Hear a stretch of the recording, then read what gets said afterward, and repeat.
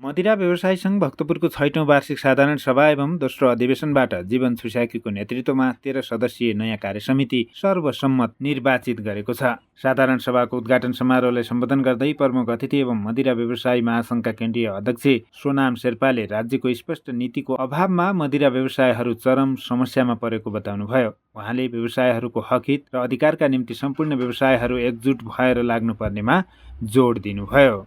कार्यक्रममा बोल्दै देशको अर्थतन्त्र र रोजगारी सिर्जनामा मदिरा व्यवसायको ठूलो योगदान रहेको वक्ताहरूले औल्याएका छन्। यद्यपि वर्तमान समयमा राष्ट्रिय अर्थतन्त्र चलायमान हुन नसक्दा बजारमा शिथिलता छाएको र लगानीकर्ताहरूमा उत्साह हराउँदै गएको प्रति चिन्ता व्यक्त गरेका छन्। नवनिर्वाचित अध्यक्ष जीवन छुस्याकीले भक्तपुरका मदिरा व्यवसायहरूको व्यावसायिक सुरक्षा, बजार व्यवस्थापन र राज्यका नीतिगत समस्याहरूलाई समाधान गर्न आफ्नो नयाँ कार्य समिति निरन्तर क्रियाशील रहने प्रतिबद्धता जनाउनुभयो। कार्यक्रमको बन्द सत्र भव्य रूपमा सम्पन्न भएको सचिव बलबहादुर श्रेष्ठले बताउनुभयो। नवनिर्वाचित समितिको प्रथम उपाध्यक्षमा कृष्णराम खोन्जु, द्वितीय उपाध्यक्षमा मुकुन्द बहादुर प्रधानाङ्ग, महासचिवमा सरोज खिमु श्रेष्ठ, सचिव बलबहादुर श्रेष्ठ, कोषाध्यक्ष विनोद श्रेष्ठ, सहसचिव सुदर्शन थापा, सहकोषाध्यक्ष रबिन भण्डारी, सदस्य शिवसुन्दर श्रेष्ठ, ओम प्रधानाङ, रजल सुवाल, केवलराज पराजुली र ज्ञानेन्द्र काफले रहनु भएको छ।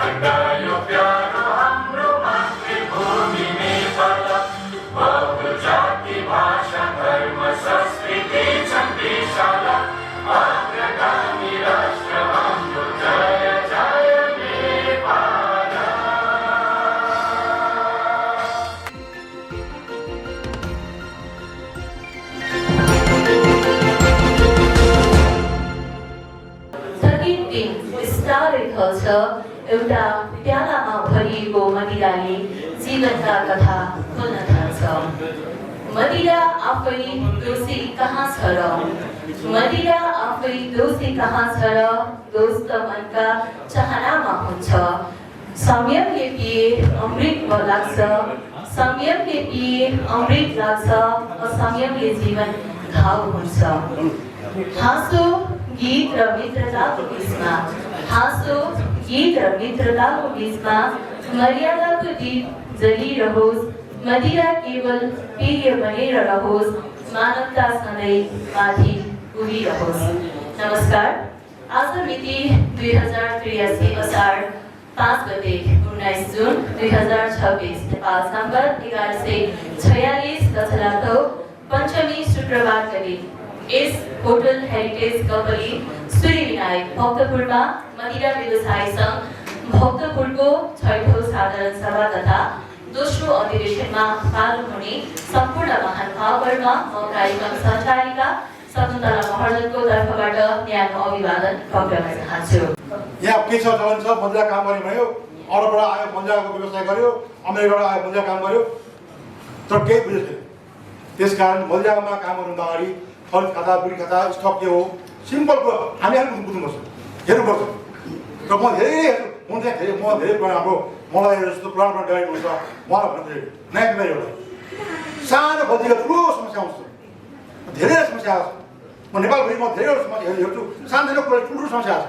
त्यसकारण हामीले सानो कुरो हामीले र अर्को नेपाल मदिरा व्यवसायी महासङ्घले हाम्रो फेसबुक पेजबाट हामीले प्रायः के गर्थ्यौँ भनेदेखि सरकारले गयो, कर मान्छे आफूले लिएर आयो, 1 घन्टा खर्च दिन्थ्यौँ।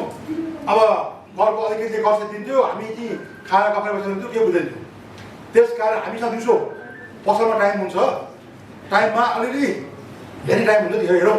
अहिले नेपाल बजार महासङ्घको फेसबुक पेजबाट हामीले 3 मिनटको भिडियो क्लिप कर सम्बन्धी व्यवसाय कसरी गर्ने, अब यो करको नियमहरू पनि चेन्ज गरिन्छ टाइममा।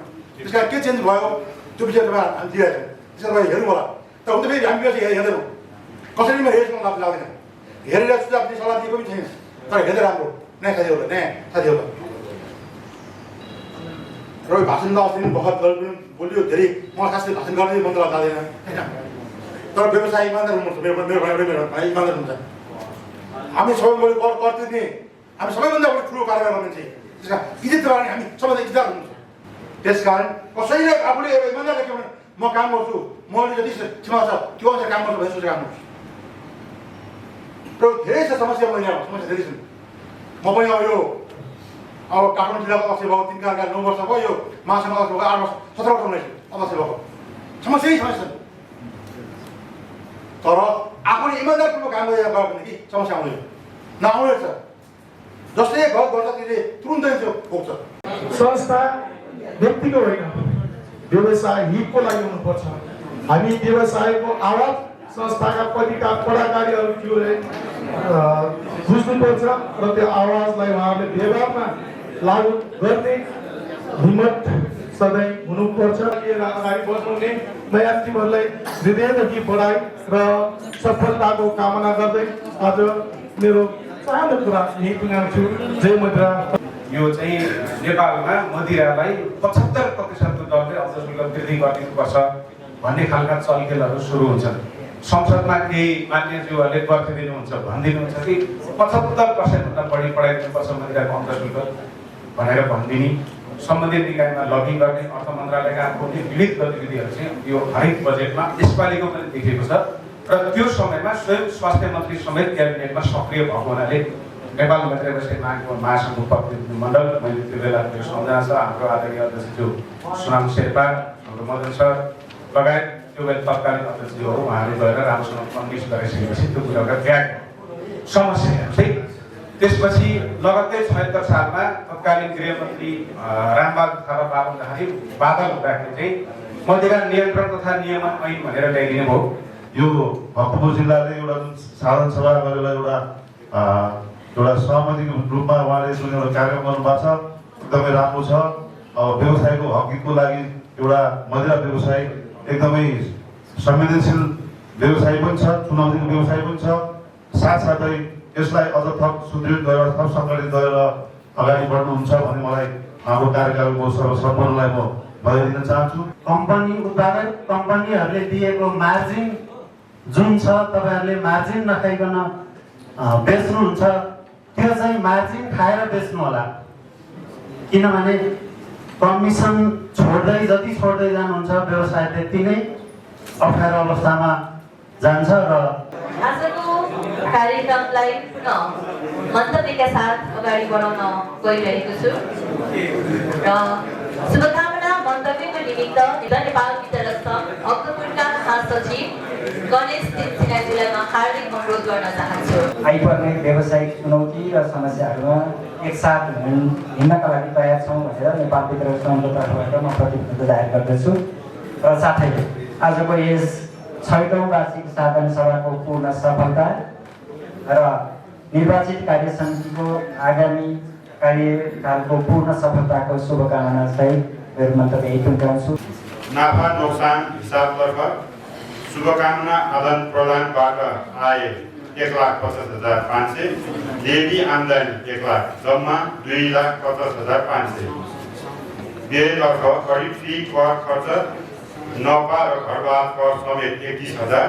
यहाँहरूको जुन 6औं वार्षिक साधारण सभा तथा अधिवेशनको पूर्ण सफलताको शुभकामना व्यक्त गर्दछु र आशा राख्दछु यो अधिवेशनले यो सक्षम निजर व्यावसायिक हक कायम राख्ने र सबैलाई समेट्ने एउटा टिम गठन हुनेछ।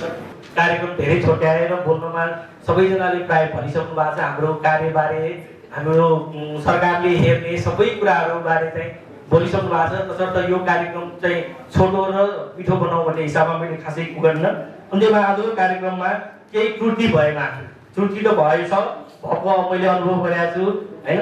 आगामी कार्यक्रममा चाहिँ यी त्रुटिहरू सच्याउँदै जाएर केही गल्ती भएमा मदिरा व्यवसायी सङ्घ भक्तपुर क्षमाना याचना गरी सम्पूर्णलाई आजको कार्यक्रम सभ्य र भव्य बनाइदिनु हुन अनुरोध गर्दै आजको बाँकी कार्यक्रम हाम्रो स्न्याक्स छ, डिनर छ, सांस्कृतिक कार्यक्रम छ र सबैजना उपस्थित भई यो कार्यक्रमलाई सफल बनाइदिनु हुन अनुरोध गर्दै आजको कार्यक्रम चाहिँ सम्पन्न भएको चाहिँ यहाँको कार्यक्रम सम्पन्न भएको चाहिँ व्यक्त गर्दछु।